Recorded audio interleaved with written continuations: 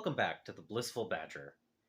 A few years ago, I picked up Star Wars Legion,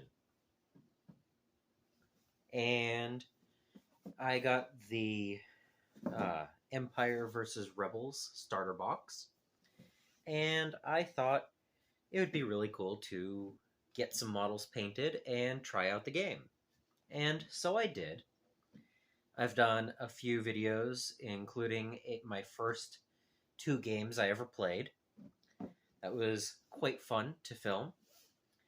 And I've been working on building up my armies for quite a while. I have some more to paint still. And last year, about this time, I decided to get into Marvel Crisis Protocol. And I've had a lot of fun playing this over the last few months. I like to pick out a couple of characters every month to paint up, and I have quite a few of them. This is actually a pretty cool game. So with those both in mind, this video, I'm going to explore Star Wars Shatterpoint. I have been interested in these models for a while, and I know that the mechanics are slightly different to Marvel Crisis Protocol. There's a lot of differences in how the game plays, with the back and forth and the flip cards being slightly different. The way you build a force is different. So, yeah, let's explore this today. So, Star Wars Shatterpoint. I picked up the core set not too long ago. I actually had picked up some sale items at my game shop before this that we'll take a look at after I do this. I was searching eBay, and I did find a lightly used core set. The box goes for, I think, about $150 these days, and I got quite a good deal because it had been used. But everything was inside, so core rules. That was important.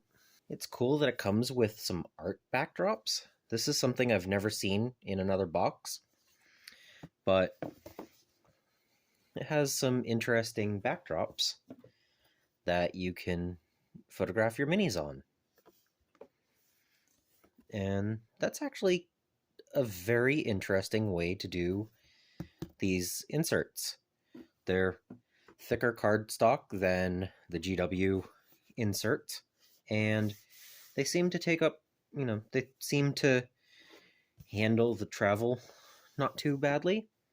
I don't have any huge holes or anything in them, and probably because of the inserts. But I picked up the core set because I wanted to get all of the dice, measuring units, the tokens, and the cards, and the other tokens,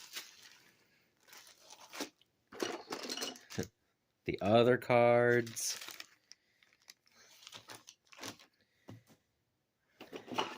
and the tracker. And I knew I would need terrain, and it also came with that. So, all very important things to play the game. And then over the last day, I've also built the other parts of the terrain. So I have the full set, and that means I should be able to get a game in, right? I would hope so. And then the models were already built. So I still need to go through and re-glue some of them to the bases. And I do need to build the the remainder droids. So that shouldn't be a very hard project to do. And that means I will have all of the intro models from the core set, but I also managed to get General Grievous and his box. So I have some options in how I want to play this, and I'm going to go through and see exactly how to play this. So I'm going to take a look at the core rules, and then I'll go over what I think about it. So I set out all of the terrain I have, and I think this might be a little bit light for a full game. And I do have one extra tower and an extra building that's, just floating around here. So, I mean, I could probably make that work for a 3 foot by 3 foot board, but it's just about barely enough that way. And going this way, I think it needs another half again. So it's probably good that I picked up the Take Cover Terrain pack. That should give me another one of the big units and two more small and a couple of little extra bits. So that should fill out the board quite well and make gameplay a little bit more interesting. Um, while I was reading the instructions, I saw how to build the forces that you play. Building a strike team has a tiny little bit of information, and building squads has a little bit more. But overall, it's not a lot of information. With the cards I have here, it talks about how you should have a primary, a secondary, and a support. So each of the units that come in the box have a primary, secondary, and support that goes together. And they give you 2 for the Republic and 2 for the clones, the Separatists. And then I have Grievous out here as well. And so it seems like, it's easy enough to play each of these as they are. But it also seems like if I wanted to play Grievous with Kalani and B1, I could. Because the 8 SP works with the 8 that they have. And Grievous is Separatist Alliance. So I believe that that works that way. Again, Separatist Alliance. So I'm thinking that that's a feasible swap over, but I don't believe that I could swap Gar Saxon for Kalani or something like that. So I'll have to look further into that, maybe watch some battle reports. I believe you're only allowed 1 primary, 1 secondary, and 1 supporting. So if that's the case, I can't swap out the battle droids and make like a lot of battle droids with Asajj. So I'll have to look into that as well. A lot of the rules are fairly similar to Marvel Crisis Protocol, with movement being, from one side of... where is a good one? If I have a character and he's moving, I put that down.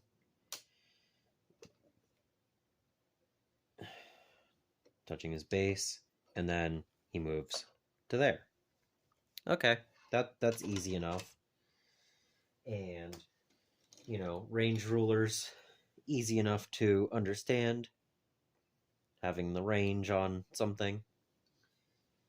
But as far as the abilities that they each have and the attacks, opportunities, and all that stuff, it looks like I'm going to need a little bit more information and figure out how to actually play.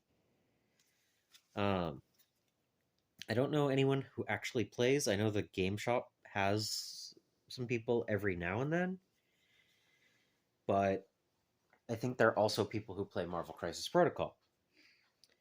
And, I'm okay with learning how to play another game, but I think overall I'm going to be more interested in just painting up some cool models.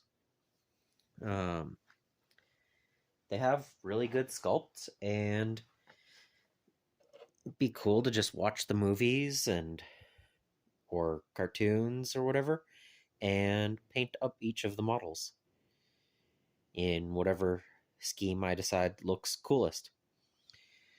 May not be one to one with the official artworks, but I think sometimes you take that artistic freedom and change up a color here and there. But I do think it would be fun to play this game. I wouldn't purchase a game if I didn't think I need to at least try it. As far as terrain, also, I'm pretty sure that will take up a decent chunk of a table. Having the little Vader versus Obi-Wan duel is pretty cool. Where Obi-Wan and Vader come in on the actual gameplay, I'll have to figure out. So I am interested in how the clones, like the 501st, react when not with Anakin Skywalker, because I also have the 212th clone troopers. So how do these interact differently than the 501st? And then the same question goes with Asajj Ventress. What if I did Count Dooku and the Magna Guards? Like, where are the actual builds here different? And then we have Mandalorians, but then we also have the bounty hunters. Like, how do these interact with Count Dooku?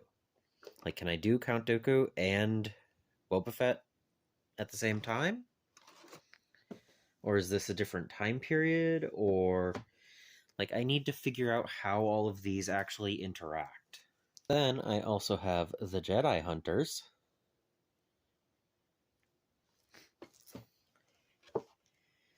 And plans in preparation with even more clone commandos. And then, finally, I have This is Rogue One. So again, how do these all interact with each other? How do you actually build the squads, and how much freedom do you actually have in choosing how you build these lists? And that's before I even figure out how different weapons react and how they play. So I do have a lot of projects ahead of me. I want to build all of these and paint them and try out some of the games. But for now, this is definitely just an introduction, because I read through the instructions, and yeah, I think visually learning or even getting a couple of games in with someone else who has played is probably going to be the best way to do this. So I can easily watch a couple of battle reports and everything and get that in, but overall, I have some interest, and I am looking forward to getting all of these actually out and playable. That's a lot of project here to paint all of these different minis and get them all set up and learn how to play. Have you played before? Do you have any interest? Any tips and tricks to how to get a first couple of games in? Because I know I want to build and paint these things, and other than that, I'm not really 100% certain about how the lists are actually created.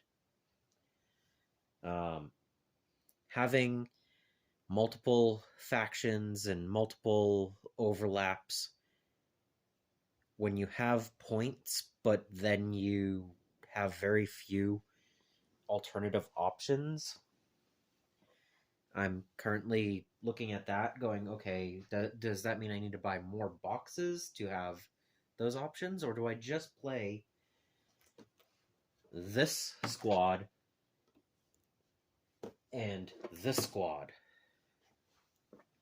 and just not worry about mixing squads? Because that's also an option. Because, what is the difference between running Ahsoka with Bo-Katan or Ahsoka with Captain Rex? Like, I mean, they're not even the same lists, so I'm guessing I can't.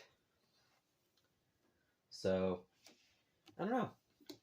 Having the SP and then the PC for things with the secondary and support, it seems very fixed.